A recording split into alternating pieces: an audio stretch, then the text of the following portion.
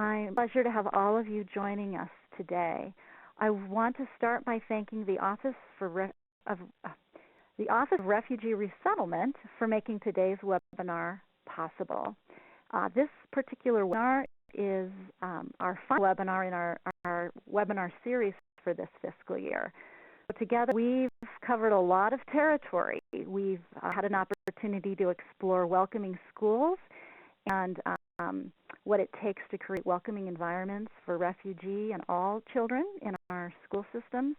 We've had a chance to talk about positive communications and how it is that we reframe refugees in ways that really build upon their resiliency.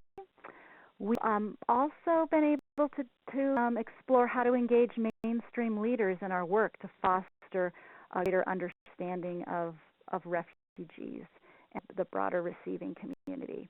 But today we're going to be looking at another important aspect of our work, and arguably the most important aspect, actually, which is how we engage refugees in these efforts, and how it is that we move beyond providing basic services, which of course lays the groundwork for all that is possible for refugees, but also give refugees the opportunities and the encouragement to be civically engaged in our communities. And I think I need you to turn over the webinar slides to me. There we go. So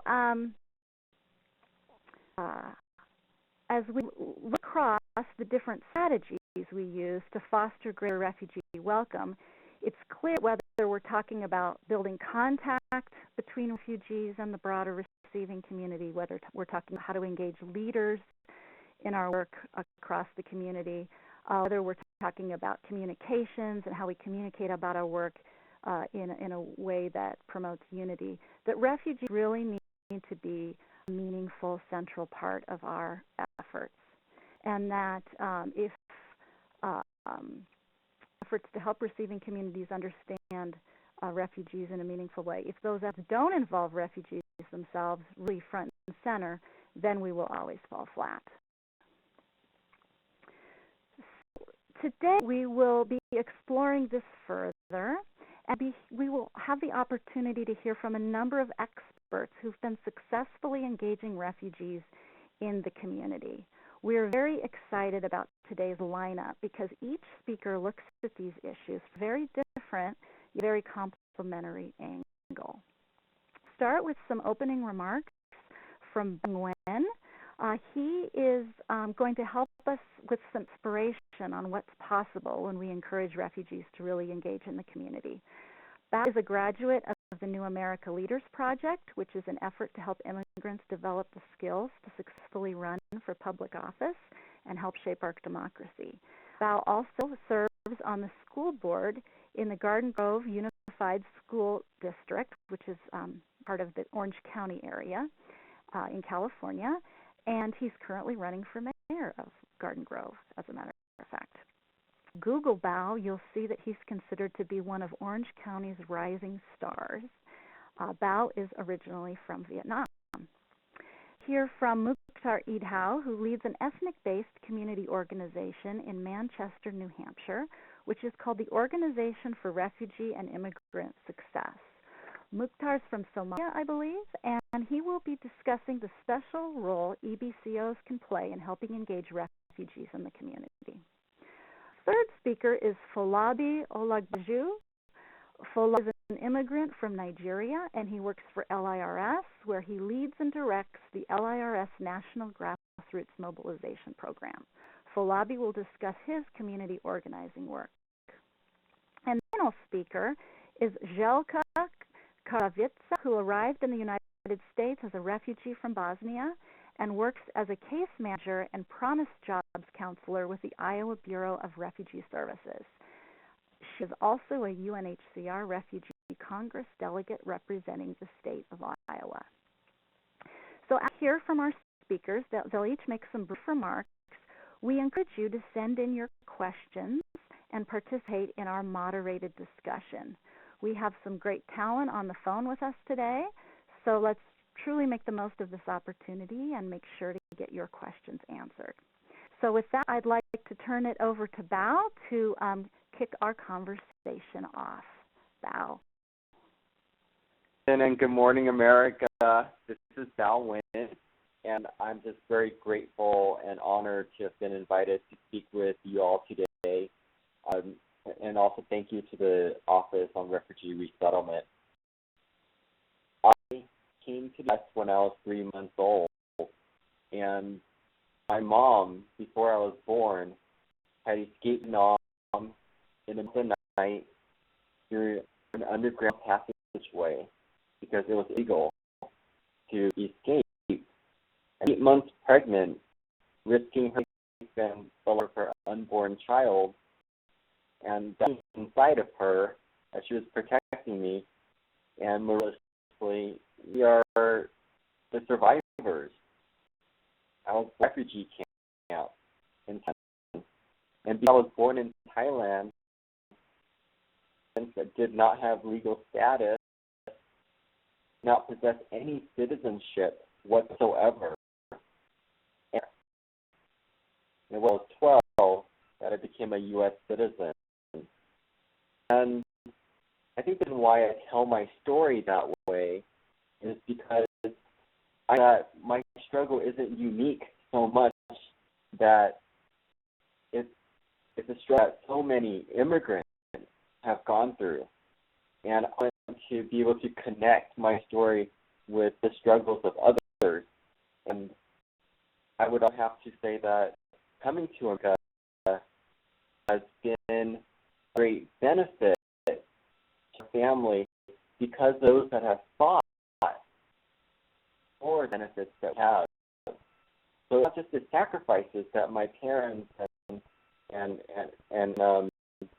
folks of my parents' generation that have made, but those of previous generations too that have fought in the United States we have today. So as a proud immigrant coming from a place where the government of homeland was not so good to them, I want to make sure we remember our story, that we never forget the reason why we're here. And I'm inspired by knowing that story and connecting to their story because that's what informs me to help America better, not only for my community or other refugees, but for all Americans, because we really have something unique. We really define the American story. We are the ones that have that direct experience that we can share and make America better. Because so often we forget and we take for granted the privileges that we have in the United States, amongst young people, that forget where they come from because of the challenges growing up in immigrant families where they may not understand the struggle. They may even understand the language. So I fought to bring the first needs immersion dual immersion program so kids can learn English and Vietnamese at elementary school level. It's the first program in the state of California, and I'm happy to have led that effort. And I'm continuing to fight and that we're well represented and that our story is heard. And I'm also very grateful for the New American Leaders Project for helping me frame my story and to inspire others. So I'm running mayor of where I grew up, and we are the town that has the largest density of Vietnamese folks outside of Nam. So it's really important, and I'm just excited to hear everyone else's remarks. I'm joining a great panel, so I'm honored and I'm very grateful to everybody for being today. Thank you. Thank you, Al. And with that, I'd like to shift over to hear from Mukhtar from the Organization for Refugee and Immigrant Success. Mukhtar? Yes, there you go. Thank you. Hello, everyone. My name is Mukhtar. I also would like to thank you participants for being able to participate in the webinar today, and also ORR for the opportunity. Also, myself is a former refugee from Somalia. I spent years in the refugee camp of Kenya with my family. Volunteered so much of my life as a childhood and both my growth as an adult at the camp with helping Somali refugees in the Dab and Kakuma during the process of resettlement. So background as an ethnic community leader, and so why we have started the Organization for Refugee and Immigrant Success, which then was Somali Bantu Association of New Hampshire. Goes back to my history of community service and the passion that I have for those people that need help. And at the end of the day, I grade myself for made a difference in one person's life in the community. So with that said, in New Hampshire, we formed the ethnic community-based organization in order to support refugees and immigrants that were coming to the country with a variety of needs. And with my experience as a refugee with the unique needs of everybody has been after in our decision to form ethnic community-based organization. We were grateful to have wonderful local resettlement agencies here that supported to empower ethnic community leaders to be able to support their community in a very cultural appropriate manner. And also we're grateful to have that support too at the local level. So it has been able to develop a variety of programs, opportunities that support self-sufficiency in working with partners. In 2006, as Bantus provided different level of programs, beginning from case management to youth programs, advocacy at the school levels, connecting refugees to health care, and we identified that was a big need after 8 months initial resettlement of refugees, given the volume of cases that were coming earlier 2006 and 8 and 7 of Somali Bantus and Bhutanese. We've very important to be able to partner with the local resettlement so that we can also provide unique support to our people. Currently serve nationalities, refugees from all the nationalities, Congolese, Bhutanese, Somalis, and Americans that participate in our other programs. The next the program also that we were fortunate to have is the American Sustainable Agriculture. A lot of refugees have come with a unique experience from their country. Farming is one of them, especially the Bantus, have been known to be farms back home, and other refugees that have experience in this. So ability to develop multiple programs responded to the variety of needs from the community, so that we can brace each individual refugees based on the need and which program they best like to support their families. Out of Somali Bantus, an example, women wouldn't have to, when they were home, now to be moms and take care of the babies. This country had the different of having to be able to support your family. Both mom and dad have to work. So in the program, the Refugee Act program allowed us to have refugee mothers in the program so they can bring food to the family and also generate income where dads also go out to work to support the economic aspect of the household. That has been a program that we were fortunate in have to create and support over 40 refugees over the last 5 years.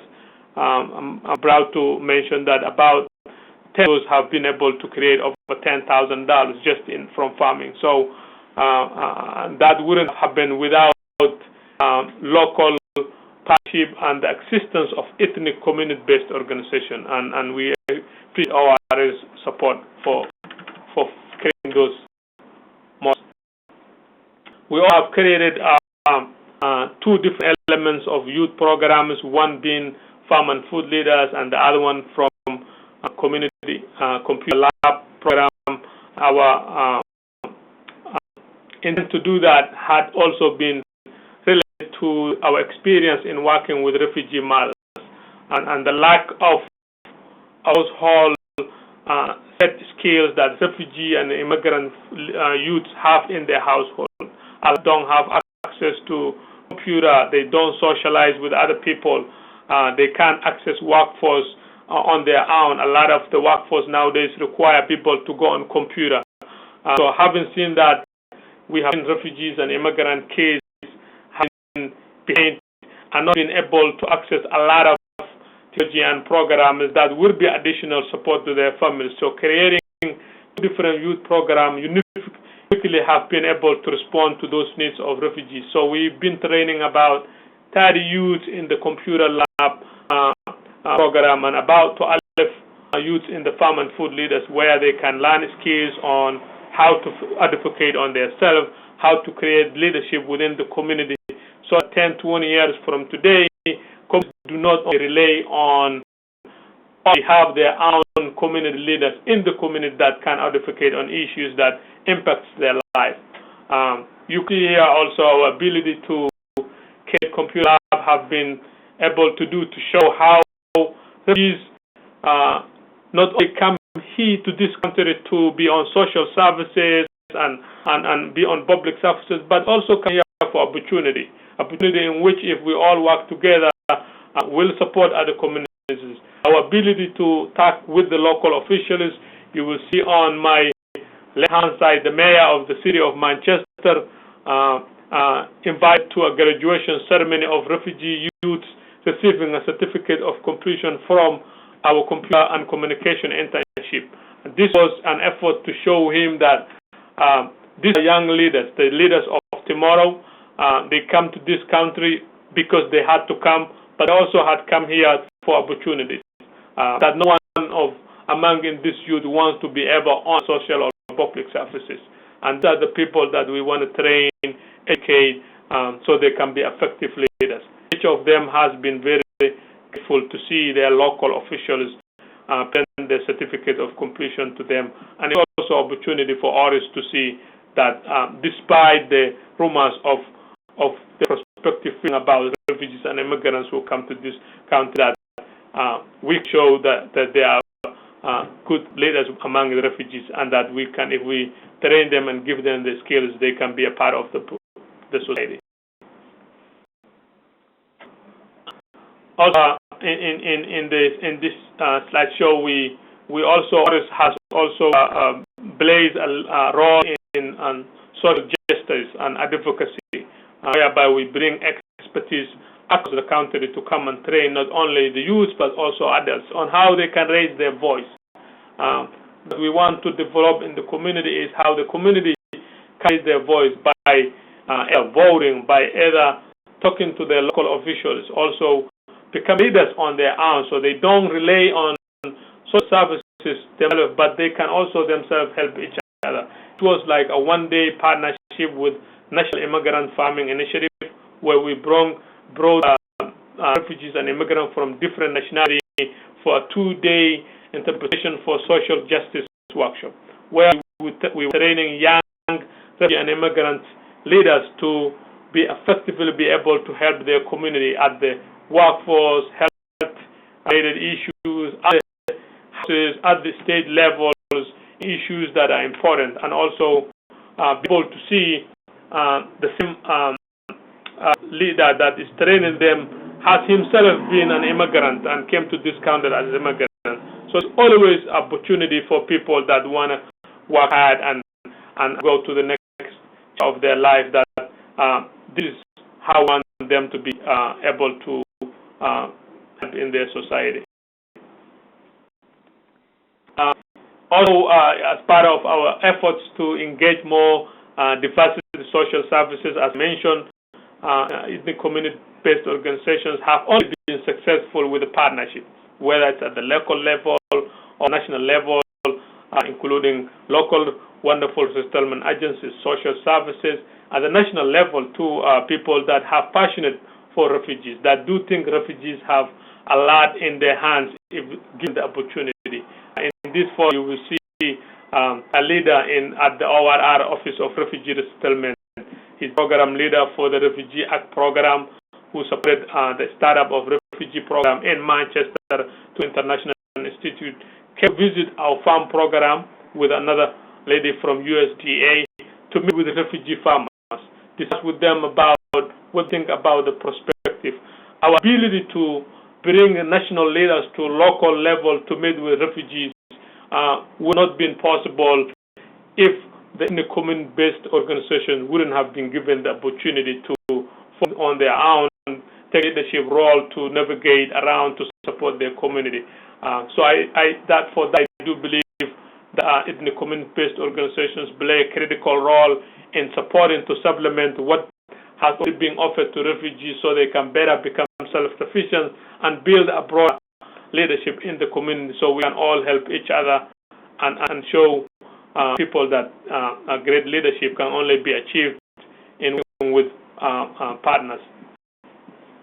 Great. Thank you so much, Mukhtar. And I think that remarks sort of remind me of how your organization is able to really provide some very specific programs for refugees that are helping them in their learn important things, whether that's computer skills or farming, but in the process also giving them opportunities to link with the receiving community. And the other theme that I heard a lot was around collaboration and how you're able to collaborate with other resettlement agencies, with the city, with other folks in the community to really pull all the pieces together. So I'm sure many of our audience members have questions. We'd encourage you to type your questions into the question bar, and we'll take those during the Q&A portion a little bit later. But now I want to turn this over to Falabi. We'll move the slides, slide controls over to Falabi now, and hear about his work with ORIS and community organizing. Falabi? Susan, I want to begin by thanking the Office of Refugee Resettlement and Welcome America for hosting this important webcast and us the opportunity to share our experiences. As Susan mentioned, I work with Immigration and Refugee Service, LRS, the second largest resettlement agency, assisting nearly 11,000 refugees each year to come to the United States, rebuild their lives, and thrive in their new communities. LRS has a long track record of successful resettlement and refugee resettlement. The ways we do this is to really strive to ensure what we call the long term. This is to ensure that refugees are not only protected, but they also have all the necessities to survive and thrive in their new homes. But they also become a very strong, active participants and contributive participants in their new communities. We in LRS are really committed to empowering refugees and migrants to be strong advocates for their own issues. We this by really offering trainings in advocacy and also offering opportunities for them to contribute their talents, to mentor other for refugees, and exercise leadership to effect we call the long-term welcome. So I'm going to move to the next slide. Am I on? Okay. Can you move the slide? I'm not able to move it. Help me move the slides. Okay. So you can just hold on to the slides from here. So on the June, the World Refugee Day, what LRS has been doing for a few years now is to really bring together former refugee leaders from across the country for 3 days of training to hone their leadership skills, to really inform them of the power of stories. So Bao was telling his stories earlier, to let them know how those stories are very important, their advocacy work, by connecting their individual stories with those of other former refugees, and use it effectively to advocate for their issues at home. In doing this, we want to make sure that former refugees are the centerpiece of advocacy efforts, both at national, state, and local levels, putting up their voices and promoting welcoming communities around the country. So I'll talk a little bit about the academy that we had last year, actually this year, in June. For this academy, we were lucky to be able to bring together 51 former refugees from 23 states around the country, representing 16 countries of origin. It was a very diverse group, both in terms of gender, sexual orientation, and religion. A key portion of the training, again, as I mentioned, was to hone advocacy skills. So the first day, we were trained on how to do lobbying on the Hill. And the next day, they then went to the Capitol Hill, where we had about 114 visits with their elected representatives, talking about issues that affect their communities. And then the third day, we went to training again in terms of how to really enhance and hone their leadership skills, how to use storytelling, how to use that to inspire and grow their network in their communities and become strong advocates. One of the great initiatives of this plan was to have them develop action plans, because one thing that we want to make is that this academy is not a one-time off event. I want to show that the skills and the experience and the connections that they built that training carries forth. And to do this, we encourage them to develop what we call the action plans, to be able to take that plans back to their community and mobilize within a year or two. And I'm very happy that of the 51 that came, we had about 18 or 20 of them that developed action plans that we are working very hard to really show that they are successful. We also have structure in place to really have them be connected to one another. We developed a listserv. We also divided them into regions around the country, and each of the regions selected their own regional team coordinator that can really get them engaged and on a continuous basis. Some of the action plans that were developed include things like developing a network of immigrant faith leaders and really going with faith communities to advance refugee issues in their communities. Others develop plans of training former refugees and allies on cultural diversity and communication. So I was actually happy that Mokhtar was talking about farming. Some of the plans that came back to us have some leaders organizing a food feed in their communities to attract both refugee and non-refugee communities, and connecting them to local officials and businesses. So these are some of the plans that came, and we are working with them to really connect them to our research agencies and the Lutheran churches and partners in the communities to really help them make sure that they are successful in their plan. So I'm going to talk about some of the lessons learned. Again, this training is a big investment on the part of LRS to really foster leaders in the community. We could have done this by just talking to them one-on-one, but we brought together for a face-to-face. They were able to really build a community, leaders and of leaders, and develop relationships that carry forth and hopefully will last them for lifetime. I also know that many of those who came also people they've lost like 20 years ago, and they recorded at that training, and they really started build a relationship again there, and that relationship has really carried forth. So having a face-to-face meeting is a really great opportunity to really build network, build camaraderie, and important relationships. Again, as I mentioned, we make sure that this is not a one-off training experience. And again, the important thing is to really making sure that we have a structure in place for sustained and continued engagement with the former refugee leaders. The point is just to really making sure that the training bring people together, really have them be supportive of each other so that they can share experiences, they can really help each other navigate challenges, and they can really support each other as the work goes on.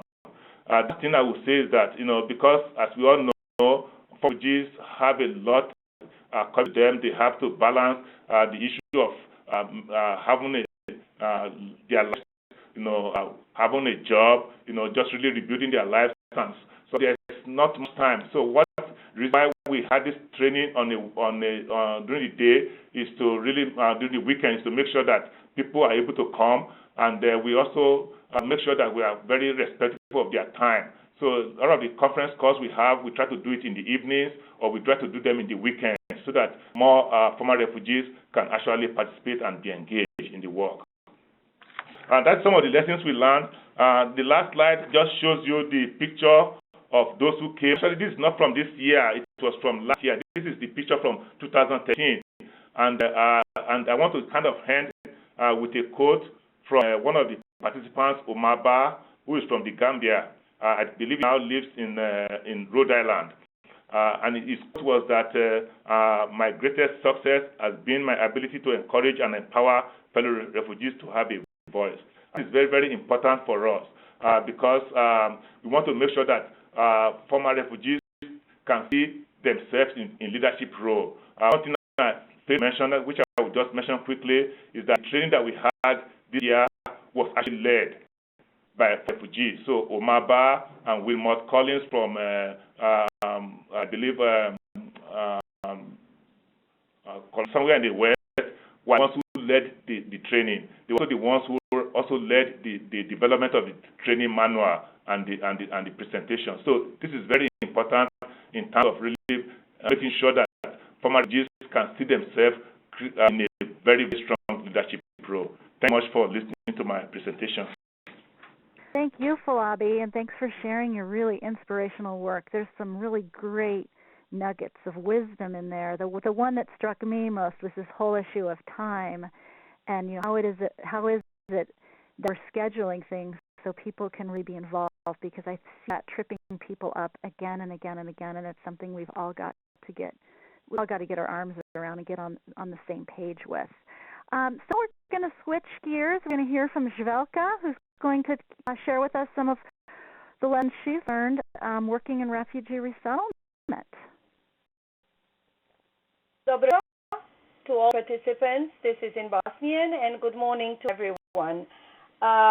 Thank you, Susan, for having me on the panel. I truly appreciate it, and I feel very, very honored to be invited to be a participant in today's discussion. I have been working for the Refugee Resettlement Agency in Des Moines, Iowa, for the past 21 years. And I have always been very, very passionate about refugee and immigrant issues, and always have been looking forward to share my experience working as a case manager for the Resettlement Agency and learn some new things from others who have done the similar jobs. For all of us who have ever been in resettlement process, we all know that refugee resettlement agencies are very often very limited, unfortunately, in the funds and bodies and in serving refugees to the extent that all of us would like to do that. However, I think that with planning and right people, you can really help your clients in empowering them to become valid and respected members of the mainstream society, and also reach self-sufficiency that is always a final goal for a refugee. I'd like to, instead of reading and explaining the slides I have, I would just just like very briefly to tell you a story that actually addressed all the points that I made in my slides. Several years ago, our agency resettled an elderly woman from Burma. She came from refugee camp Thailand, where she was born and raised and basically spent all of her life. She came to Des Moines as a single case. She was illiterate, has never experienced anything in her life but the refugee camp that she had lived in. Upon arrival, we did some course services with her and enrolled her in English classes, taught her how to ride a bus from her home to the place where the classes were offered, trained her how to buy and use bus pass. And she started coming to class. In the beginning, she was very reluctant, very afraid, because everything was very, very new for her. But along the way, she got used to everything, and one day I got a call from her teacher saying that she hasn't been coming to the class for several days, and that she was very afraid what's going on, if I could go and visit the clients, which I did. It was very harsh and very strong winters and a lot of snow and ice, and that was happening in November.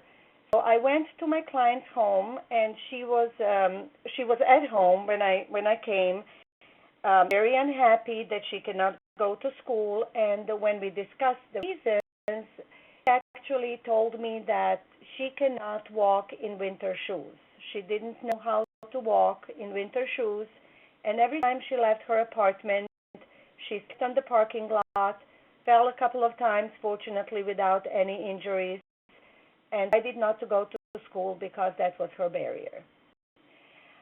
Very often we think of important barriers in refugee lives, which are language and transportation and job skills and child care, but very often as well we forget very small ones that could prevent against becoming self-sufficient and empowered.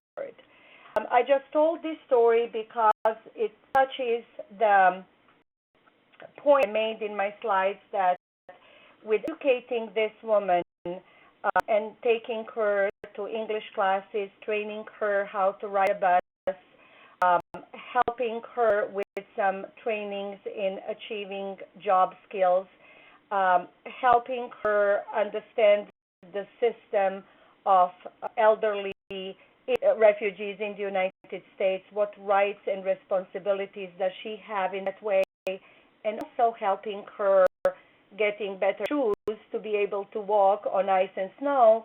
I think our agency empowered her to become stronger, more secure, and actually not afraid to do some more things in her life. I have to admit that she's still in Des Moines. She is doing well. She is receiving benefits from the state, still attends English classes, and when I call her these days, we are able to conduct a conversation in English without an interpreter. In Iowa, and I'm talking about the situation in Iowa right now, there are many the different agencies do to help refugees become self-sufficient and to actually help them become equal and part of the community. There are, probably I would say in many other states as well, there are many programs, for example, that help refugees start their own businesses, and we have a very, very successful story with Somali population. For example, some of our resettlement agencies have programs that they train women in to become child care providers through the state of Iowa, and not only that these women get jobs, but they also open the opportunity for refugee families to bring their kids to the familiar surroundings, familiar language, familiar faces, familiar culture, which I think is absolutely great.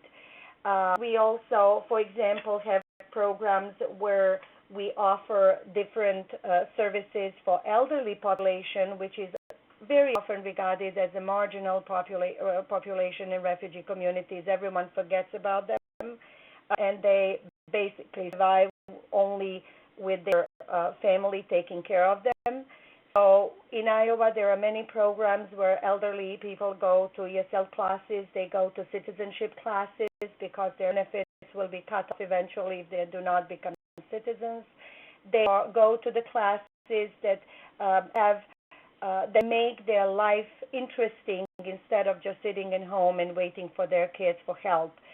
They're trained again in transportation. They're trained how to take classes in photography, in painting.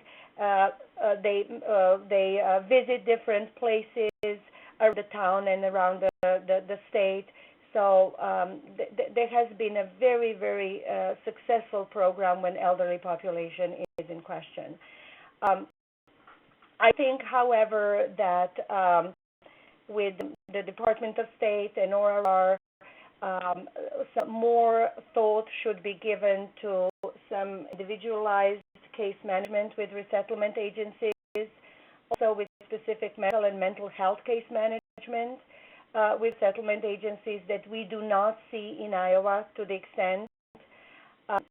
I also think that resettlement agencies can, in a way, start the process of helping refugees become self-sufficient, doing that, and also ORR and others can help with their overseas orientation with help refugees in their later community building efforts. Thank you so much, Željka. And, you know, I hope folks on the call recognize we really tried to lay a whole spectrum of ways that refugees can be empowered and engaged to participate in our communities, everything from, you know, the early days of initial resettlement to running for public office, and really wanted to just give you a number of different models to think about and chew on and consider how they might apply to your work. I'm really pleased that our panelists are able to stay with us to participate in a moderated discussion. And what we'd like you to do is, if you have questions or comments, please type those into the chat box, and we will go through those together and learn as much as we can from our panelists today. We have a question that's already come in from Pittsburgh around recruiting youth. Our participant from Pittsburgh asks about how you might suggest better engaging refugee youth, particularly those who might be in high school or college, who may not be fully proficient in English, because it seems that it's sort of the same, you know, handful of youth that participate time and time again. So would any of our speakers like to share a little bit, any advice you might have on how to meaningfully reach out and engage refugee youth in community work? Hello. Hello. Bobby, you're on. Yeah, this is Mukhtar. Sorry, Mukhtar. I mentioned about two different youths earlier in my speech, and I think a better way to engage with refugee youths is, as an ethnic community organization, we have about 8% of our staff are bilingual staff, members from the refugee community themselves, who have ongoing relationship, interact with the refugee moms, meet the children when they're doing home visit with their moms and dads. We also, in New Hampshire, I can't speak for other states, but have full impact program that only has a position that works with only refugee schools, kids, and we have a strong relationship with that person in terms of coordinating with refugee kids. So it is when, as EPOs, we support parents at the parent teachers conference. The child will see us together with his or her parents there at the school. That creates a family network. The child have confidence to talk to us individually. When they see you with their parents, they see you bring something to the family. You helping a mom or dad. That child will mostly be also confident and have to talk to you about a program or after school program or summer program that they want to enroll in. But also our bilingual staff, whether if we have Bhutanese, so instance our youth program coordinator was a Bhutanese employee. That person has himself finished high school in Manchester. Knows a lot of the high school kids for the refugee population. He lives with them in the community. So including them will take a little less time than someone that we had to learn the community in general before even recruiting the kids. So that's what approach we used in the past, and it has been successful in both recruiting and also the extent in which the kids were able to communicate with their program staff even outside the needs and the program they were enrolled in. So that if there is anything we can do, whether it's a referral to our program or academic program that may be available at the community college, we can support that student be able to register for programs outside our program.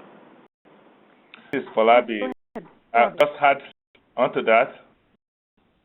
Yes, do. I think that question is very, very important because youth from refugees can also only become engaged and look for to assuming a leadership role in their community, but they can also, as you all know, help their parents to be better integrated into the community and also play active roles.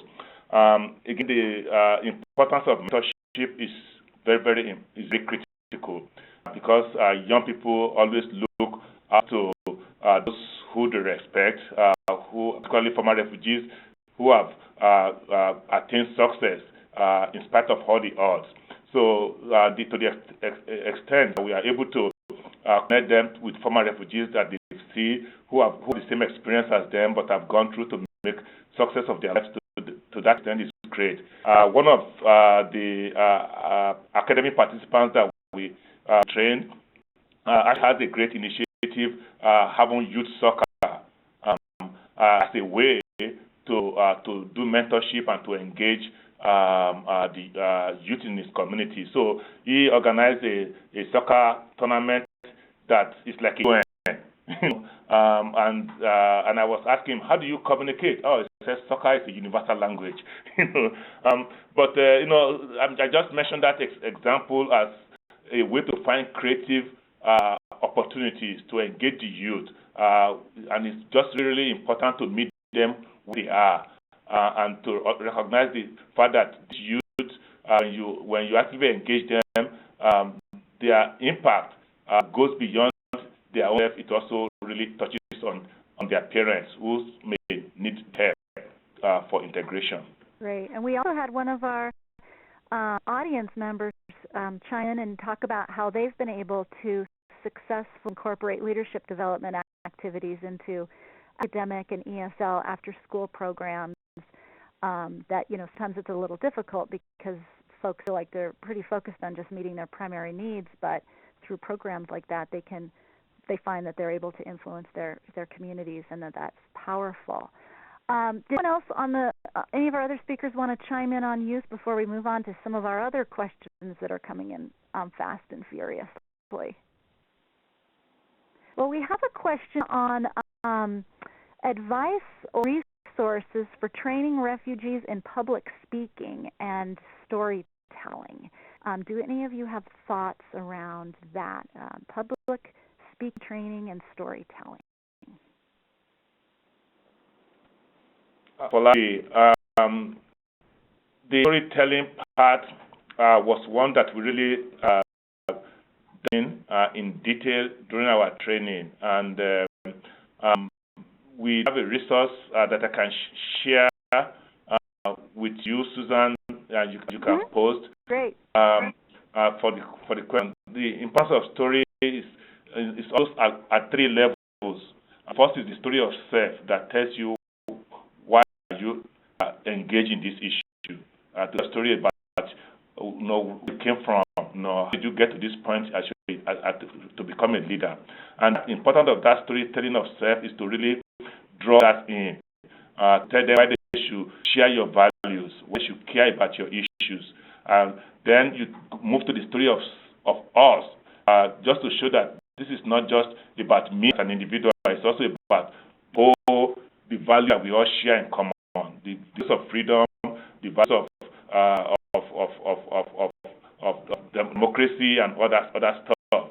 And then you connect the story of myself and story of us to the story of now. Why should people care about now? What is the important issue that your story will help to advocate for? And so kind of that training, and it's very in-depth, and I'm happy to share that. And after that is to really give them the comfort to be able to tell that story publicly and to tell it in a way that is very selective and that is very impactful. Great. Ballard, if you had any thoughts on that by any chance? One member, I went to CI, a university out here. They have the Southeast Asian Archive, which documented a lot of things, all sorts of things from Southeast Asian refugees.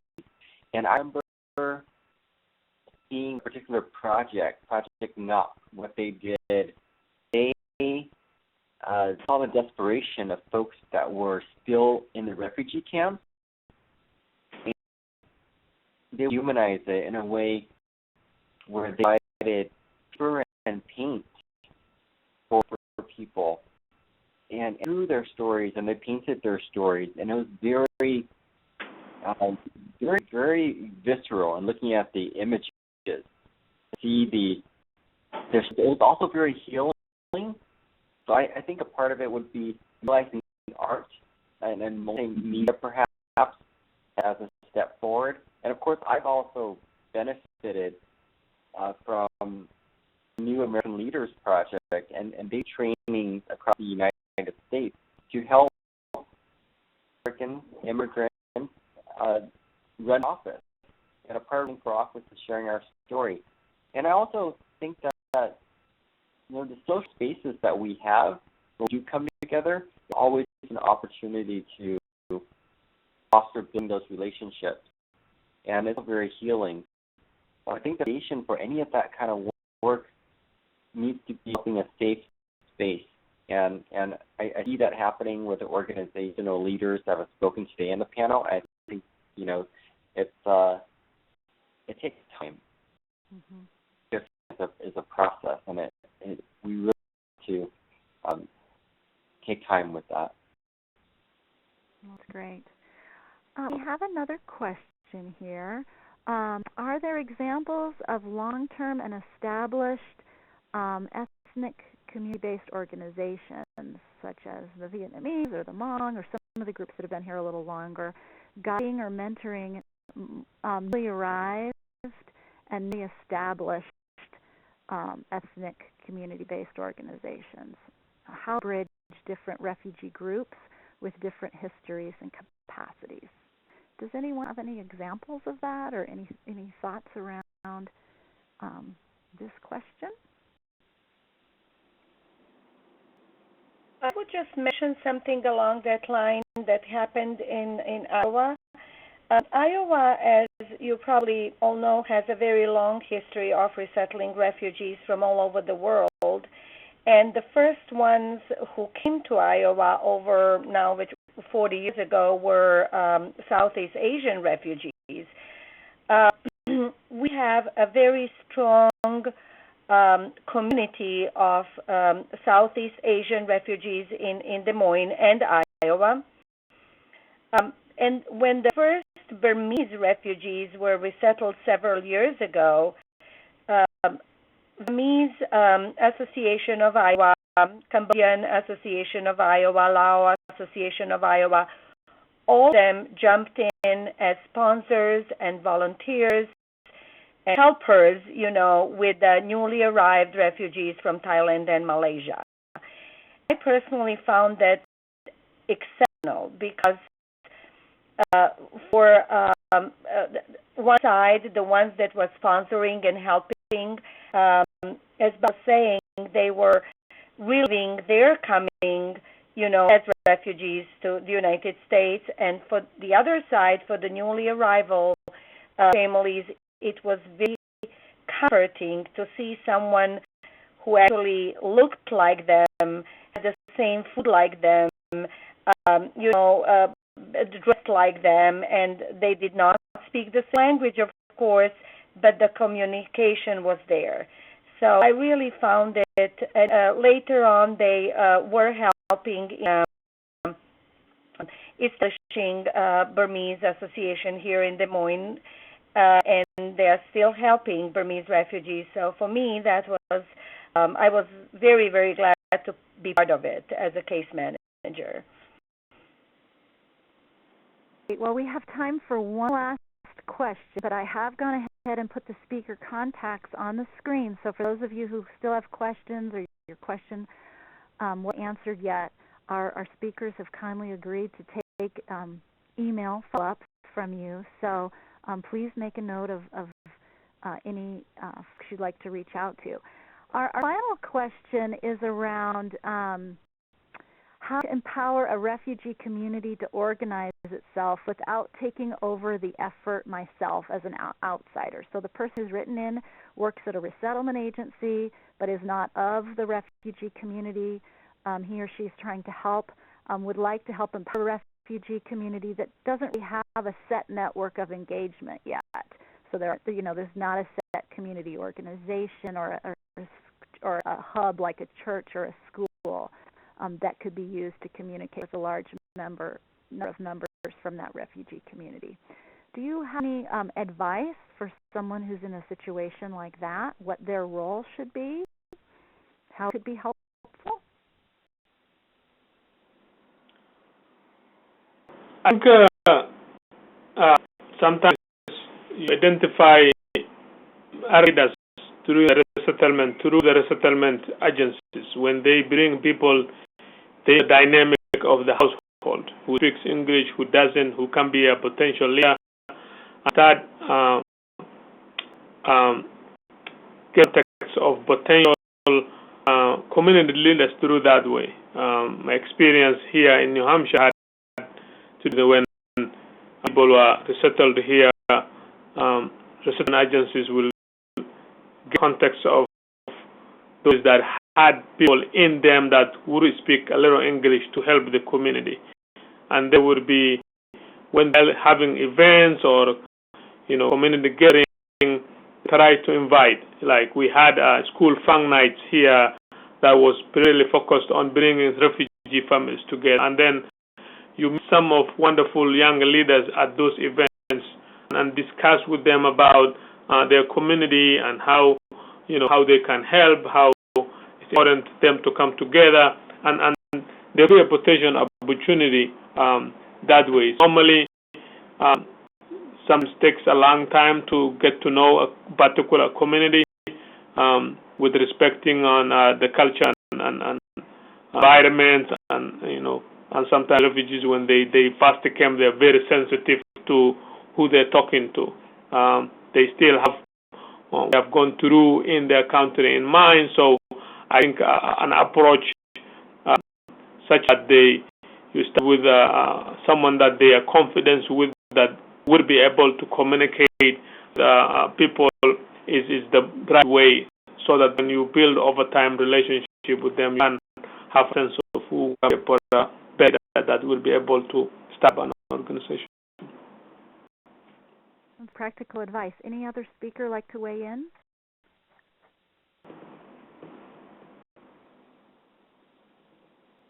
With that, I think we're just about out of time, but we have a couple of resources really wanted to share with the audience today. First, we'd encourage you to visit the New America Leaders website for this hot off the press scorecard. You can see how your state ranks when it comes to electing immigrants to public office. There are some surprises in there. So please take a look at the represent2020.newamericanleaders.org for that scorecard. A great resource is UNHCR's Refugee Congress. You can check their website to learn who refugee delegates are who have identified as leaders in their own communities, and these folks are potentially great resources for you to connect with on your local work. The Refugee Congress's most recent work has actually brought together refugee resettlement, asylum partners, and government agencies with LGBTI organizations to strengthen connections between those who work with refugees and those who work with the LGBTI community. The Congress is going to continue to foster similar conversations in the months ahead. So if you haven't seen their work before, I'd encourage you to check out refugeeresettlement.org. And the second, if you go to their website, you can navigate to the delegates homepage as well and read about delegates from your state. And finally, we want to remind you that Welcoming America every year hosts a Welcoming Institute. It's a one-day session in person, very interactive, on how to foster welcoming communities. We just had our last one in August in Atlanta. You can see all of our happy graduates there.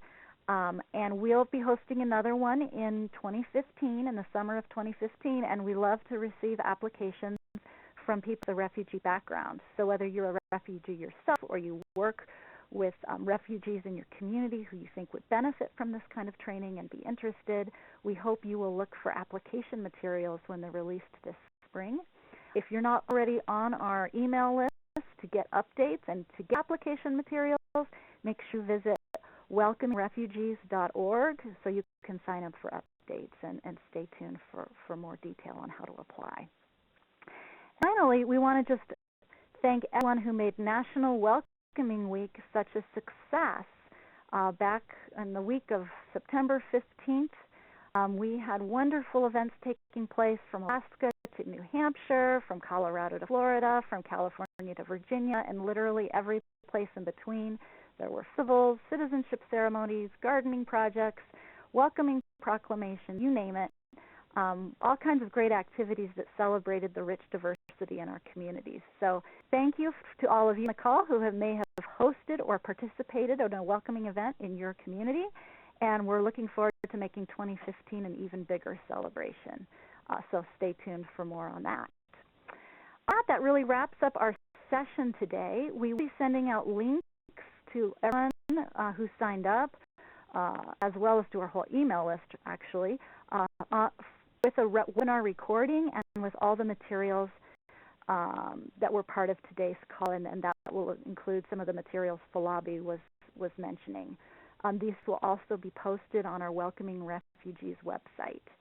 I want to make a special thank you to our speakers who took time out of their very busy days to share expertise and their wisdom with us. We're very, very grateful. I want to thank the audience for being part of this important conversation.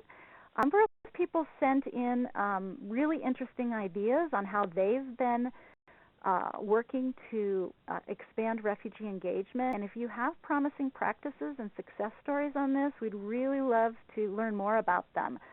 So please reach out to Hannah Carswell at hannah@welcomingamerica.org with any promising practices that you think we consider featuring on our website or in future events or publications. As we sign off here, if all goes according to plan, a quick satisfaction survey should flash on your screen. Please share your impressions of today's webinar with us so that we can continue to make these webinars as useful as possible to you. And again, thank you so much to everyone for joining us today, and we hope you enjoy the rest of your day. And thank you for all the wonderful work you do. Take care, and goodbye.